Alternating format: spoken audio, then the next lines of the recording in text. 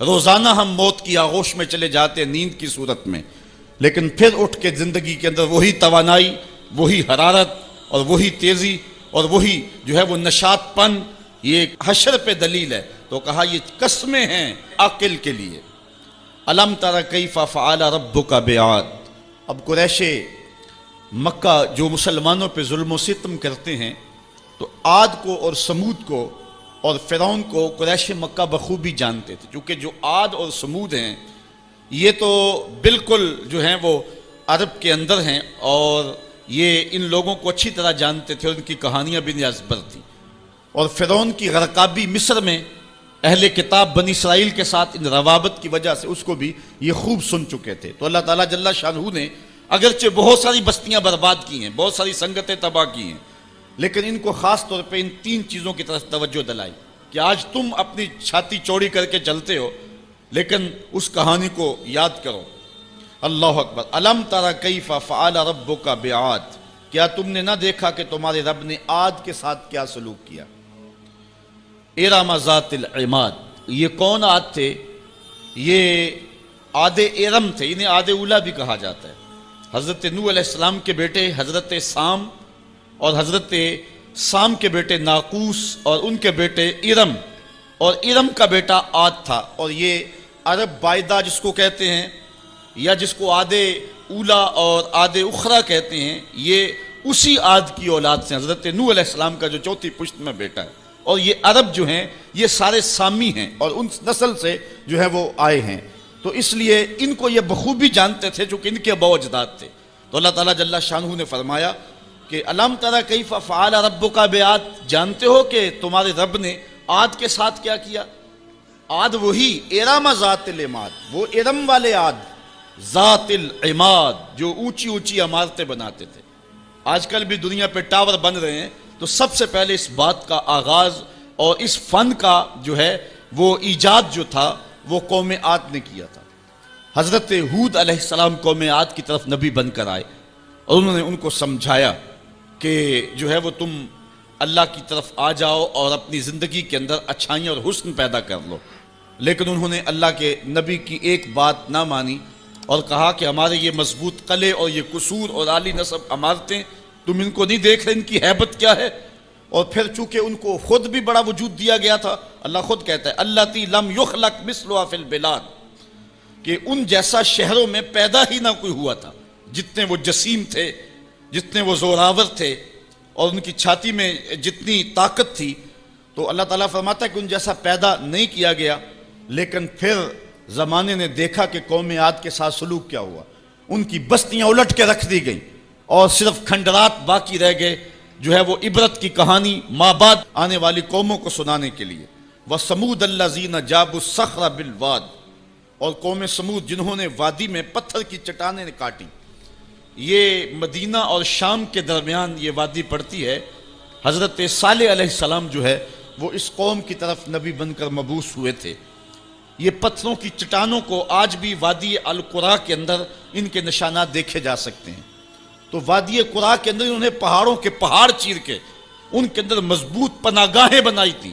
آج کے زمانے میں ایٹم بم بھی پھینکا جائے تو وہ وہاں تک نہ پہنچ پائے۔ یہ کہتے تھے کہ کوئی طوفان، کوئی شدید آندھی اور کوئی سیلاب ہمارا کچھ نہیں بگاڑ سکتا، ہم ان محفوظ پناہ گاہوں میں رہتے ہیں۔ لیکن پھر وہ بھی عبرت کا نشان بن گئے۔ ہوا کیا کہ جب وہ پتھروں کی چٹانیں چیر کر کے اپنے مکان بناتے تھے اور اسی شغل میں رہتے تھے، تو حضرت صالح علیہ السلام نے جو ہے وہ پتھر سے زندہ اونٹنی نکال کے دکھا دی اللہ کی اذن سے، اور کہا ہاذہ ناقۃ اللہ، یہ اللہ کی اونٹنی ہے۔ چونکہ یہ اس طریقے سے نہیں آئی ہے، یہ خاص گو ساری اونٹنی اللہ کی ہیں، لیکن نسبت تشریفیہ اس کی طرف ہو گئی۔ اب کہا کہ اس کی باری کا حوض کا پانی تم نے نہیں پینا، اور جب اس کی باری ہوگی یہ پیے گی، اور جب تمہاری باری ہوگی تو تم پیو گے۔ جس دن وہ اونٹنی پیتی تھی تو سارا حوض پی جاتی تھی، لیکن یہ نہیں تھا قوم پیاسی رہتی، دودھ اتنا دیتی کہ پوری قوم سیراب ہو جاتی۔ اچھا، انہوں نے کیا کیا؟ اس اونٹنی کے پاؤں کاٹ دیے، اس تکبر سے کہ ایک طرف پوری قوم اور ایک طرف اونٹنی ہو کے، ایک جانور ہو کے اس کو یہ اعزاز اور تکریم اور پروٹوکول دے دیا گیا کہ وہ پورا دن حوض پہ وہ مالکن ہو حوض کی، اور ہم حوض کے قریب نہ جا سکیں؟ یہ انہوں نے نہیں دیکھا کہ حاضہ ناقۃ اللہ، یہ اللہ کی اونٹنی ہے، نسبت کتنی اونچی ہے۔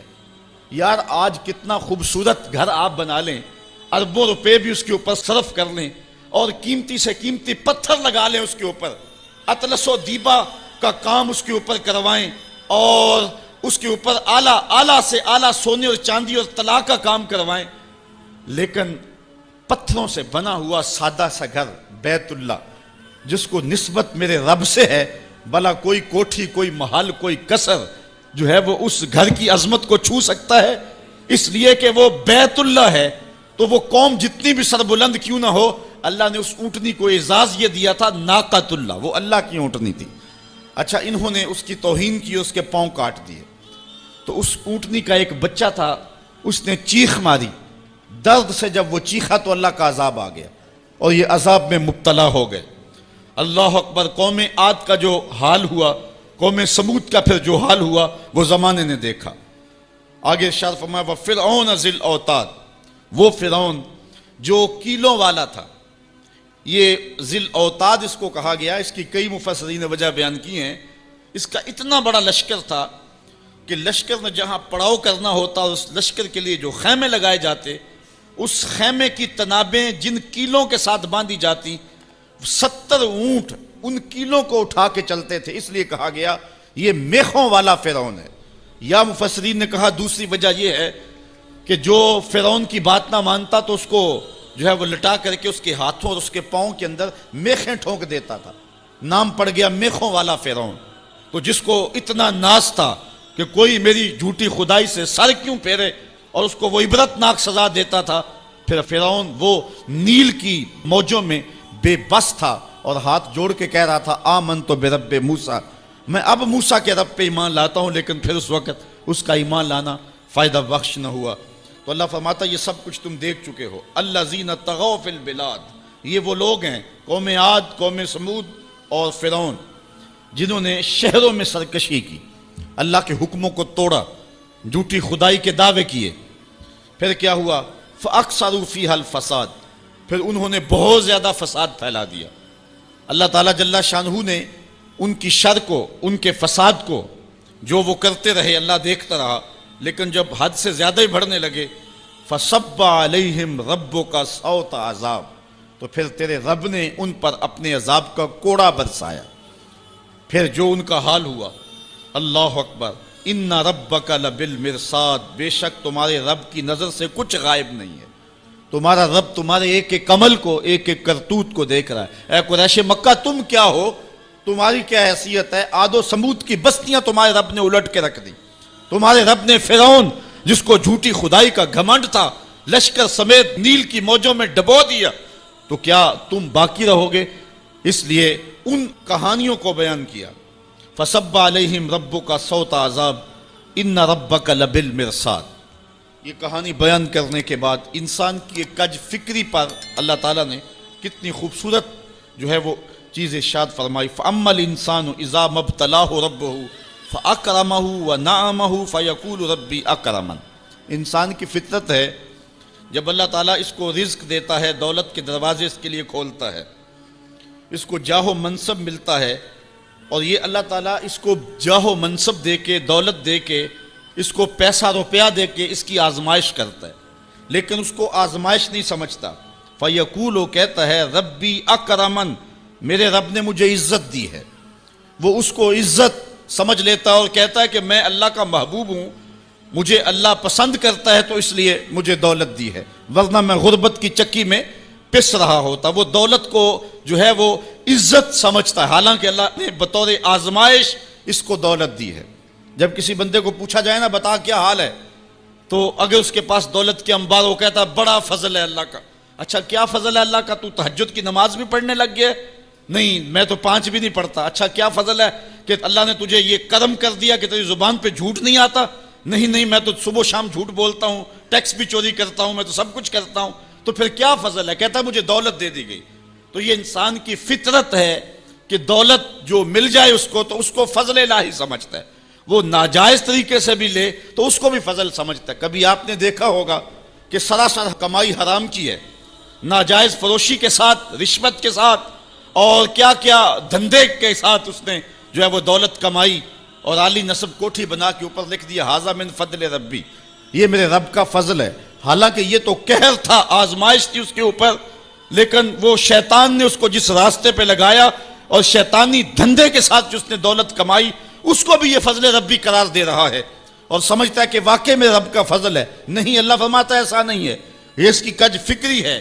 فضل یہ نہیں ہے کہ کسی کو دولت دے دی جائے، فضل یہ ہے کسی کو تہجد کے سجدوں کی توفیق دے دی جائے، فضل یہ ہے کسی کے سینے کے اندر ایمان کا چراغاں کر دیا جائے، فضل یہ ہے کہ کوئی شخص جھوٹ بولنا چاہے بھی ایک غیبی طاقت زبان کو پکڑ لے، میرے بندے تو محمد عربی کا نوکر ہے اور محمد عربی صادق بھی تھا، امین بھی تھا، تو جھوٹ بولنا اچھا لگتا ہے، تو وہ جھوٹ بولنا چاہے بھی تو نہ بول سکے۔ یہ ہے رب کا فضل، یہ ہے رب کی کرم نوازی، اور یہ ہے رب کے رحم کا انداز۔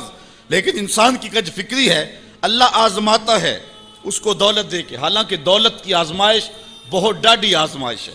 حضرت عبداللہ ابن مبارک کہتے ہیں ہمیں غربت سے بھی آزمایا گیا اور دولت سے بھی آزمایا گیا۔ غربت کی آزمائش میں تو ہم پورے نکلے، لیکن دولت کی آزمائش میں ہم پورے نہ نکل سکے۔ یہ آزمائش زیادہ سخت آزمائش ہے، لیکن فیقول، بندہ کہتا ہے ربی اکرمن، میرے رب نے مجھے عزت دے دی ہے۔ کوئی عہدہ مل جائے، کوئی شان و شوکت دنیا کی مل جائے، چاہے وہ اس کا ذریعہ کوئی بھی ہو، بندہ کہتا ہے جی فلاں پہ بڑا ہی اللہ کا فضل ہو گیا ہے۔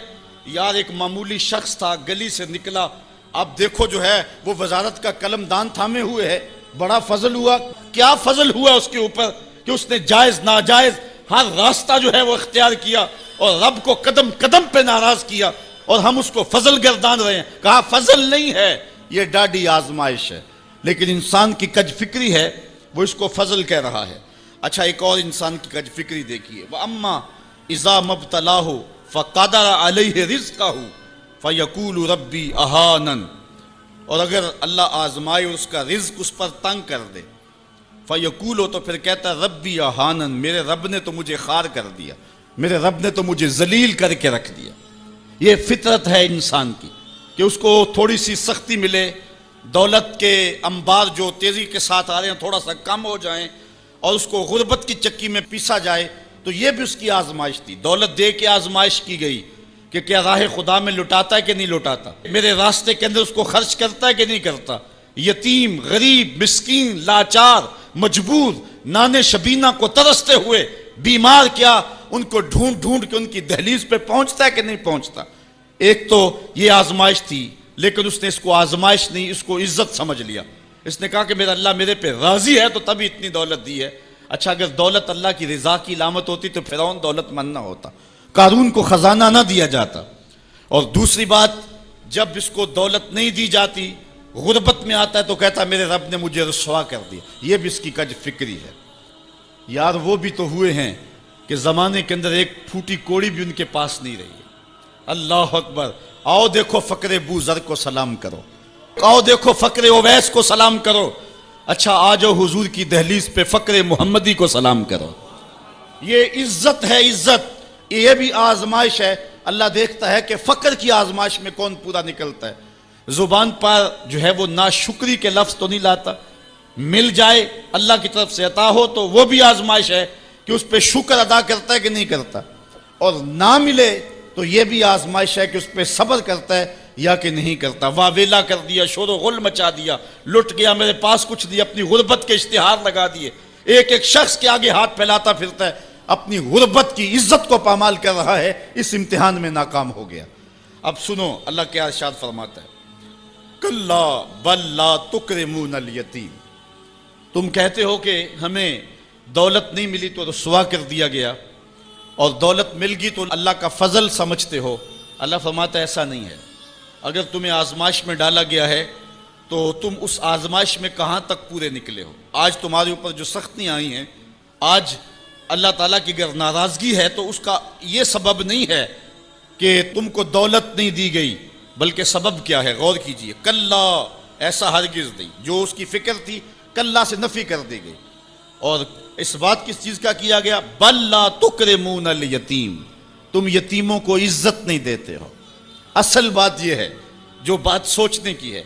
اب قرآن کا یہاں اسلوب دیکھیے، میں قربان جاؤں قرآن کے اسلوب پہ۔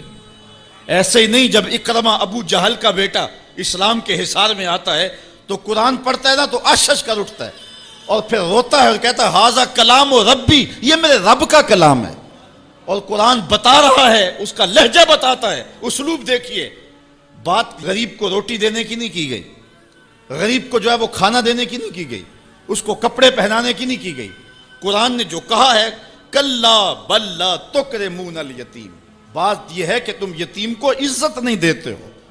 یتیم کو تم عزت کیسے دے سکتے ہو یہ تم جانتے ہو کہ اس کی تکریم کیسے کرنی ہے۔ تمہارے پاس یتیم کو پہنانے کے لیے کپڑا نہیں ہے، اس کو دینے کے لیے روٹی نہیں ہے، لیکن تمہارے سینے میں پیار تو رکھا ہوا ہے نا۔ اس برہنہ یتیم کو سینے سے لگا کر کے اس کا ماتھا تو چوم سکتے ہو نا۔ رب یہ نہیں دیکھتا روٹی کس نے دی، رب یہ دیکھتا یتیم کو پیار کس نے دی ہے، وہ یہ دیکھتا ہے کلا بل لا تکرمون الیتیم۔ معاملہ روٹی کا نہیں ہے، بچی ہوئی روٹی تو کتے کو بھی ڈالی جا سکتی ہے، کسی کو غریب کو دے دی تو یہ کون سا کمال ہے؟ جو دیگیں بچ گئی وہ مدرسے میں بھیج دی، یہ کمال کی بات نہیں ہے۔ وہ گندگی کے ڈھیر پہ بھی تو پھینکنی تھی، خراب ہو جاتی، 2 گھنٹے اور پڑی رہتی۔ معاملہ یہ نہیں ہے، معاملہ تکریم کا ہے۔ اب وہ بھی سوچیں، عید آ رہی ہے، مینڈکوں کی طرح نکلیں گے سماجی رہنما اور سماجی کارکن، اخباروں میں تصویریں چھپیں گی، غریب عورتیں لائن میں لگی ہوئی ہیں، غریب مرد لائن میں لگے ہوئے ہیں، اور جو ہے وہ صاحب جو ہے وہ ایک ایک توڑا آٹے کا، ایک ایک تھیلا آٹے کا دے رہے ہیں، اور 10 جو ہے وہ فوٹوگرافر تصویر کھینچ رہے ہیں۔ اگلے دن 15 اخباروں کے اندر تصویریں لگی ہوئی ہیں۔ میں اس دن بھی کہا تھا کہ اس انداز کے ساتھ غریبوں کی غربت کا اشتہار لگانے والا سوچے کہ اس لائن میں اگر اس کی بیٹی کو کھڑا ہونا پڑے تو اس کا پھر انداز کیا ہو۔ بات یہ نہیں، بات تکریم کی ہے، کلا بل لا تکرمون الیتیم۔ آئیے تمہیں میں کہانی سناؤں۔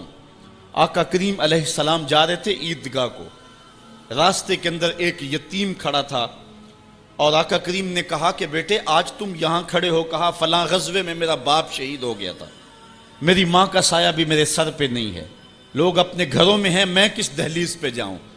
اچھا انتظار ہو رہا ہے عیدگاہ میں، حضور نے یتیم کو سینے سے لگایا، گھر لے گئے اور سیدہ فاطمہ سے کہا کہ جس طرح کا لباس حسنین کو پہنایا ہے اس کو بھی پہناؤ۔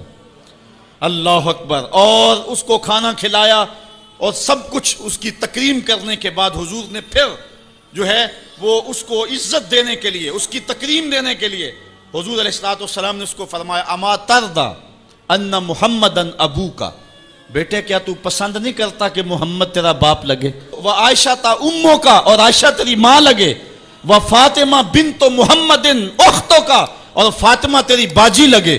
اس نے کہا یہ اعزاز مل جائے تو مجھے اور کیا چاہیے؟ تو کہا آج کے بعد یہ رشتے تیرے ہوئے۔ ایک انگلی سے حضور نے حسنین کو تھاما ہوا ہے اور دوسری انگلی سے اس یتیم بچے کو تھاما ہوا ہے۔ جب حضور عیدگاہ کی طرف بڑھ رہے ہیں تو اور بچے بھی اپنے ماں باپ کے ساتھ جا رہے ہیں، وہ بچہ زبان حال سے کہتا ہے تھا تو یتیم، آج یتیمی کا مزہ ہی نہیں آ گیا ہے کہ حضور کی انگلی تھام کے جا رہا ہوں۔ تو یتیم کی تکریم کا مسئلہ ہے، اس کو عزت نفس دینے کا مسئلہ ہے۔ یتیم کو لوگوں کے اندر کھڑا کر کے اس کو اعزاز دیتے ہو، وہ اعزاز نہیں ہے، وہ رسوائی ہے۔ مجھے 1 سال قبل ایک ایسی تقریب میں لوگ کھینچ کر کے لے گئے جہاں وہ آج کل اجتماعی شادیوں کا رواج ہے، تو میں بڑی معذرت کی، میرے لیے مشکل ہوگا کیونکہ مجھے اندازہ تھا اس تقریب کا، لیکن میں کبھی گیا نہیں تھا پہلے۔ تو میں جب اس تقریب میں پہنچا تو یقین جانے کہ 2 دن تک جو ہے وہ میں بے چین رہا ہوں۔ میں کہتا ہوں غریب سے غریب آدمی ہوتا ہے نا، اس کو معاشرے میں پروٹوکول اعزاز نہ بھی ملے تو شادی والے دن تو مہمان خصوصی وہی ہوتا ہے نا، اس دن تو سارے اس کے چہرے کو ہی دیکھتے ہیں۔ لیکن ان دولوں کو بھی جو ہے وہ لائن پہ بٹھایا ہوا تھا اور اوپر مہمان خصوصی کوئی اور بیٹھے تھے۔ میں نے کہا یہ بیچارے مسکین آج بھی مہمان خصوصی نہیں ہیں، آج ان کی زندگی کا اہم دن ہے اور آج بھی اتنے لوگوں کے سامنے اشتہار لگایا جا رہا ہے یہ غریب لوگ ہیں، اور دلہنوں کا بھی اشتہار لگایا جا رہا ہے یہ غریب بچیاں ہیں۔ اور پھر کیا ان کے چہرے پہ کوئی مسرت کے آثار تھے اور نہ ان بیٹیوں کے چہرے پہ کوئی مسرت کے آثار تھے؟ تو لوگ خوشی بانٹنے چلے ہیں لیکن غموں میں اضافہ کرتے چلے گئے۔ رات کی تنہائی میں نکلو، اندھیرا پھیلا ہوا ہو، کوئی دیکھنے والا نہ ہو، اپنے سائے سے بھی بچو اور جا کے غریب کے گھر میں رقم پھینک کے آ جاؤ۔ اسے پتہ نہ ہو یہ پھینکی کس نے ہے، اور پھر وہ شادی کریں جو دعائیں ان کے کلیجے سے نکلیں گی عرش تک پہنچیں گی۔ تو بات پیسے دینے کی نہیں ہے، بات تکریم کی ہے۔ کلا، دیکھو قرآن کا اسلوب، کلا بل لا تکرمون الیتیم۔ معاملہ یہ ہے کہ یتیم کی عزت، تکریم۔ میرے اور آپ کے آقا مولا نے تو یہاں تک فرمایا جب بچے اکٹھے کھیل رہے ہوں، تمہارا بچہ بھی ان بچوں میں کھیل رہا ہو تو بچے کو بیٹا کہہ کے آواز نہ دو، اس کا نام لے کے پکارو۔ عرض کی گئی حضور بیٹا ہے، بیٹا کہہ کے پکاریں گے تو حرج بھی کیا ہے؟ کہا تم نہیں جانتے، ہو سکتا ہے کہ وہاں کوئی یتیم بچہ بھی کھیل رہا ہو، اور جب یہ تم کہو گے تو تڑپ جائے گا، آج میرا باپ ہوتا تو مجھے بیٹا کہہ کے پکارتا، لیکن آج میں محروم ہوں۔ تو کہا مسئلہ یہ ہے، کلا بل لا تکرمون الیتیم ولا تحاضون علی طعام المسکین۔ دیکھیے قرآن کا اسلوب، کہا ایک تو یتیم کی تکریم نہیں ہے، یہ ساری افتاد اس لیے آئی، اور دوسری بات یہ ہے کہ وہ آپس میں ایک دوسرے کو مسکین کے کھانے کی رغبت نہیں دیتے۔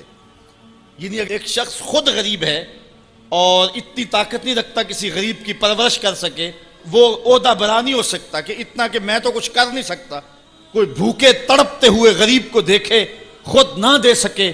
اللہ نے اسے زبان تو دی ہے، کسی امیر کی دہلیز پہ وہ نہیں جاتا، یہ چلا جائے اور جا کے توجہ دلائے کہ میرے ہمسائیگی کے اندر ایک یتیم تڑپ رہا ہے، بیوہ کی بیٹیاں بوڑھی ہو رہی ہیں دہلیز پہ، اور وہ جا کے اپنے اعتبار پہ جو ہے ان کا انتظام کر دے۔ یہ ہے ولا تحاضون علی طعام المسکین۔ بلکہ رویہ کیا ہے، وَتَأْكُلُونَ التُّرَاثَ أَكْلًا لَمًّا، اور میراث کا مال تم ہپ ہپ کر کے کھاتے ہو، تمہیں پرواہ ہی نہیں ہے۔ بیٹیوں کا حق اہل عرب جو ہے وہ غصب کر لیتے تھے اور بیٹیوں کا حق نہیں دیتے تھے۔ وَتُحِبُّونَ الْمَالَ حُبًّا جَمًّا، اور دولت کی محبت رچ بس گئی ہے کلیجے کے اندر، دل کے اندر اتر گئی ہے۔ تڑپتے ہوئے لوگ بھی دیکھتے ہو لیکن تجوریوں کے منہ نہیں کھلتے ہیں۔ کلا، اللہ اکبر، اللہ فرماتا ہاں ہاں، اذا دکت الارض دکن دکا، وہ دن بھی آنے والا ہے جب زمین ٹکرا کے پاش پاش کر دی جائے گی۔ یہاں سید قطب نے حد کر دی، وہ کہتا ہے کہ یہاں جو لفظوں کا صوتی آہنگ ہے نا، وہ انسان کے دل میں ایک رعب پیدا کر دیتا ہے۔ ذرا قرآن کی آیت پڑھتے جائیں، میں تو قاری نہیں ہوں لیکن ذرا دیکھو کہ یہاں قرآن کے لفظوں کا رعب دل میں ہیبت پیدا کر دیتا ہے، رونگٹے کھڑے ہو جاتے ہیں۔ اللہ تعالیٰ یہ ساری کہانی بیان کر کے فرماتا ہے کہ وَتُحِبُّونَ الْمَالَ حُبًّا جَمًّا وَلَا تُحَاضُونَ عَلَىٰ طَعَامِ الْمِسْكِينِ وَتَأْكُلُونَ التُّرَاثَ أَكْلًا لَمًّا وَتُحِبُّونَ الْمَالَ حُبًّا جَمًّا۔ کلا کے اوپر جو رکھی گئی ہے مد، اس کا جو کھچاؤ ہے وہ دلوں کے اوپر، دلوں کی تاروں کو کھینچتا ہے۔ کلا اذا دکت الارض دکن دکا، اللہ فرماتا جب زمین پاش پاش کر کے رکھ دی جائے گی۔ وَجَاءَ رَبُّكَ وَالْمَلَكُ صَفًّا صَفًّا، اور اللہ تعالیٰ اس شان سے ظہور فرمائے گا کہ فرشتے صفے باندھے کھڑے ہوں گے۔ وَجِيَ يَوْمَئِذٍ بِجَهَنَّمَ، اور جہنم کو حاضر کیا جائے گا۔ فرمایا کہ 70,000 زنجیریں ڈال کر کے جہنم کو حشر کے میدان میں لایا جائے گا۔ ہر زنجیر کے ساتھ جو ہے وہ 70,000 فرشتے ہوں گے، اور عرش کی بائیں جانب جہنم کو لا کے رکھ دیا جائے گا، اس کے کھولنے کی آواز آ رہی ہوگی۔ راوی کہتا ہے کہ جب حضور علیہ السلام نے اس آیت کو تلاوت کیا تو حضور کے چہرے کا رنگ بدل گیا، اور عجیب حضور علیہ السلام کی حالت ہو گئی کہ حضور علیہ السلام کا لون متغیر ہو گیا۔ ان لفظوں کا جو صوتی آہنگ ہے وہ کلیجے پھاڑ دینے والا ہے اور انسان کو گمراہیوں سے نکال کے ہدایت کے رستے پہ ڈالنے والا ہے۔ اللہ تعالیٰ ارشاد فرماتا ہے، ذرا پھر دیکھیے، کلا اذا دکت الارض دکن دکا وجاء ربک والملک صفا صفا وجیء یومئذ بجہنم۔ پھر جب اس دن جہنم کو سامنے لایا جائے گا، پھر کیا ہوگا؟ انسانوں کے رونگٹے کھڑے ہوں گے، پھر ایک دم ماضی کی سکرین جو ہے وہ سامنے آئے گی، وہ برائیاں کی، وہ داد عیش دیے، وہ جو کچھ کیا سب کچھ سامنے آ جائے گا۔ یومئذ یتذکر الانسان، اس دن آدمی سوچے گا، وَأَنَّ لَهُ الذِّكْرَىٰ، اور اب سوچ کا وقت گزر چکا ہوگا۔ اس دن انسان کو بہت کچھ یاد آئے گا، اس وقت خیال کرے گا کاش میں یہ کر لیا ہوتا، میں یہ کر لیا ہوتا۔ وَأَنَّ لَهُ الذِّكْرَىٰ، اب اس کو سوچنے کا وقت کہاں، اب اس کا فائدہ کہاں؟ وہ گھڑیاں، وہ لمحے، وہ ساعتیں اب اس کے لیے حسرت کو بڑھانے والے ہوں گے۔ وقت پر کافی ہے ایک قطرہ بھی آب خوش ہنگام کا، جل گیا جب کھیت برسا می تو پھر کس کام کا۔ اس دن پھر بندہ سوچے گا۔ سنو قرآن کا آہنگ، یقولو یا لیتنی قدمت لحیاتی، وہ کہے گا کہ ہائے کسی طرح میں نے جیتے جی نیکی آگے بھیجی ہوتی، زندگی کو میں نے مقصد میں، مصرف میں، کسی کام میں اور کسی جو ہے وہ مقصد میں لگا دیا ہوتا، اور زندگی کا سرمایہ وہاں میں یہاں کے لیے بھیجا ہوتا۔ فَيَوْمَئِذٍ لَا يُعَذِّبُ عَذَابَهُ أَحَدٌ، اللہ تعالیٰ اس دن جو عذاب دے گا کبھی کسی نے ایسا عذاب دیا نہیں ہوگا جو وہ دے گا۔ اللہ اکبر۔ وَلَا يُوثِقُ وَثَاقَهُ أَحَدٌ، اور اس کا سا باندھنا کوئی نہیں باندھتا جس طرح کہ وہ باندھے گا۔ اچھا، جب جہنم کو حشر کے میدان میں لایا جائے گا تو عرش کی بائیں جانب جہنم کو رکھا جائے گا، اور اللہ تعالیٰ جل شانہ جو ہے وہ پورے قہر و جلال میں ہوگا، تو جو برے لوگ ہوں گے ان کا پتا تو پانی ہو ہی رہا ہوگا، وہ تو کہیں گے کہ یا لیتنی قدمت لحیاتی، لیکن جو نیکوکار ہیں ان کا دل بھی ڈول رہا ہوگا، کیونکہ بڑے خطرناک جو ہے وہ لمحے ہوں گے۔ ہمارے ایک ٹیچر ہوا کرتے تھے ریاضی کے، تو وہ بڑے جلالی ہوتے تھے۔ کبھی ہمارا ٹیسٹ لیتے نا تو دوسرے دن جب وہ آتے نا پیریڈ میں، تو باوجود پتا ہوتا کہ سوال ٹھیک ہم نے کیے ہوئے، بعد میں چیک بھی کیے ہوتے، لیکن جب وہ ڈنڈا لے کے داخل ہوتے تو سب کے پتے پانی ہوتے، پتہ نہیں کس کی جو ہے وہ کم بختی آ گئی ہے۔ اور پھر جب وہ اچانک جن لوگوں نے اچھے نمبر لیے ہوئے ہوتے ان کو الگ کرتے اور دوسروں کو الگ کرتے، پھر بھی سارے ڈر رہے ہوتے کہ پتہ نہیں یہ کدھر والے ہیں اور یہ کدھر والے ہیں، اور پھر جب کہتے بیٹا تمہیں شاباش، تو پھر جو مسرت ہوتی نا تو وہ پھر لفظوں میں بیان نہیں ہو سکتی ہے۔ اللہ تعالیٰ فرماتا ہے کہ اس دن پھر کیسا منظر ہوگا، ذرا غور کیجئے کہ جہنم سامنے ہے، اللہ پورے جلال پہ ہے، اور نیکوکار بھی بدکار بھی کھڑے ہیں، کلیجے سینے میں کانپ رہے ہیں۔ پھر اللہ تعالیٰ جو نیکوکاروں کو ان کو الگ کیا کر کے کہے گا، ایک نغمہ نہیں چھڑ جائے گا، یا ایتھا النفس المطمئنہ، اے مطمئن نفس، اے اطمینان والی جانو، ارجعی الی ربک، تم رب کی طرف آ جاؤ، تم اپنے رب کی طرف آ جاؤ، راضیۃ مرضیہ، اس حال میں تمہارا رب تم پہ راضی ہے اور تم اپنے رب پہ راضی ہو۔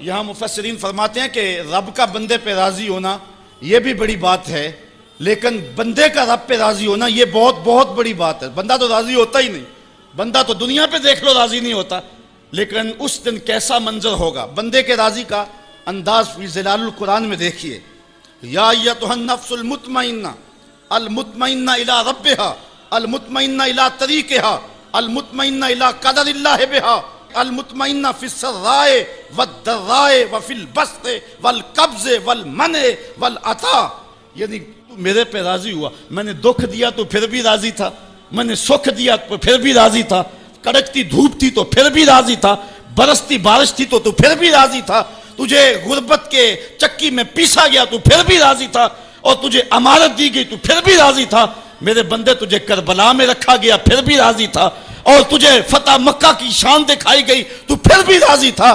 جب میرا بندہ میرے ہر کام پہ راضی ہوگا، اللہ اکبر، تو اللہ کہے گا میرے بندے آ جا ادھر، یا ایتھا النفس المطمئنہ ارجعی الی ربک، تو اپنے رب کی طرف آ جا۔ اچھا، راضیۃ مرضیہ، تو رب پہ راضی اور رب تیرے پہ راضی۔ حضور علیہ السلام نے ارشاد فرمایا کہ جب اللہ اپنے خاص بندوں کو جنت عطا کر دے گا تو اللہ تعالیٰ بندوں کو کہے گا کہ اے میرے بندو، کیا تم میرے اوپر راضی ہو؟ تو بندے کہیں گے مالک وما لنا، ہمیں کیا ہے، ہم کیوں راضی نہیں ہو سکتے؟ بندوں کو تو تصور بھی نہیں ہوگا جو جنت میں ملے گا۔ ایک بندے کی آرزو ہو کہ اسے 2.5 مرلے کا پلاٹ مل جائے تو اس کو کوئی 50 مربع لاٹ کر دے تو وہ تو خوشی سے پاگل ہو جائے گا، تو بندے کو تو تصور بھی نہیں ہوگا۔ حضور نے ارشاد فرمایا سب سے آخر میں جو شخص جنت میں جائے گا میں اس شخص کو جانتا ہوں، جہنم کے رگڑے سے کہ جب باہر نکلے گا نا تو اللہ تعالیٰ اس کو بلائے گا، کہے گا بندے بتا کیا مانگتا ہے۔ بندے نے زندگی میں کئی منصوبے بنائے ہوتے ہیں کہ یار یہ مل جائے، ساری زندگی میں خواہشیں تو پوری نہیں ہوتی۔ وہ غالب نے کہا تھا ہزاروں خواہشیں ایسی کہ ہر خواہش پہ دم نکلے، بہت نکلے میرے ارمان لیکن پھر بھی کم نکلے۔ وہ جتنی آرزویں کبھی بھی زندگی میں آئی ہوئی ہوں گی وہ کہے گا مالک یہ بھی دے دے، یہ بھی دے دے۔ اللہ کہے گا لَکَ مَا تَمَنَّیْتَ، اچھا جو تو نے مانگا میں نے تجھے سب کچھ دے دیا، بندہ تو اس پہ راضی ہوگا. اللہ فرماتا ہے یہ تو نے مانگا میں نے دیا نا. اس کے علاوہ جتنی زمین ہے یہ 7 بر اعظموں پہ پھیلی, اس سے 10 گنا زمین بھی جنت میں تجھے الاٹ کر دی. بندہ کہے گا یا رب اتسخر وانت المالک, مالک تو بادشاہ ہو کے مجھ سے مذاق کر رہے. بندے کے تو گمان میں نہیں ہوگا کہ اتنا کچھ ملے گا. جب یہ بات حضور نے بیان فرمائی فضاحک النبی حتی بدت انیابہ, حضور اتنا مسکرائے کہ حضور کی داڑھیں نظر آنے لگی. اس کو تو یہ گمان تھا کہ برابر برابر بھی چھوٹ دوں تو جنت میں کسی دروازے کی چوکیداری بھی مل جائے تو غنیمت ہے. اتنی تو دولت جو ہے وہ اوباما کے پاس بھی نہیں ہے, پوری دنیا کے مالیاتی اداروں کے پاس بھی نہیں ہے. اتنی حکومت تو کائنات میں کسی حکمران نے نہیں کی ہے جتنا تخت و تاج کا مالک اس سب سے آخری شخص کو بنا دیا جائے گا. جب سب سے کم پراپرٹی جنت میں جس کی ہے وہ اتنی جگہ کا مالک ہوگا, پھر داتا گنج بخش علی حجویری کی جاگیروں کا عالم کیا ہوگا, پھر انبیاء کی جاگیروں کا عالم کیا ہوگا, امام الانبیاء کی جاگیروں کا عالم کیا ہوگا.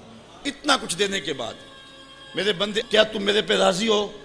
اللہ تعالیٰ جب بندوں سے پوچھے گا تو بندے کہیں گے مالک ہمیں کیا ہوا کہ ہم راضی نہ ہو, ہم تو جو ہے وہ پھولے نہیں سما رہے. تو اللہ تعالیٰ فرمائے گا تمہیں ایک اور چیز دینے لگا ہوں. تو بندے جنت میں کسی کمی کو محسوس نہیں کریں گے, کہیں گے مالک اور کیا چیز رہ گئی ہے؟ تو اللہ تعالیٰ فرمائے گا بندو وہ چیز یہ ہے کہ میں تمہارے اوپر راضی ہو گیا ہوں, اب کبھی بھی ناراض نہیں ہوں گا. تو پھر جو مسرت ہوگی وہ دیدنی ہوگی. یا ایتھا النفس المطمئنہ ارجعی الی ربک راضیۃ مرضیہ فادخلی فی عبادی, میرے خاص بندوں میں داخل ہو جا, وادخلی جنتی, اور میری جنت میں داخل ہو جا. سورۃ الفجر انسان کو کھینچ کر کے مالک کی دہلیز پہ لے آتی ہے, اور نفس مطمئنہ جو ہر حال میں اللہ پہ راضی ہو. میں نے ایک روایت میں پڑھا ہے کہ جو حضرت مولا کائنات سید علی المرتضیٰ سے مروی ہے, فرماتے ہیں کہ جو شخص اللہ کے عطا کردہ تھوڑے رزق پہ راضی ہو گیا, اللہ قیامت کے دن اس کے تھوڑے عملوں پہ راضی ہو جائے گا. تو آج اس پہ راضی ہو جاؤ, وہ تم پہ راضی ہو جائے گا.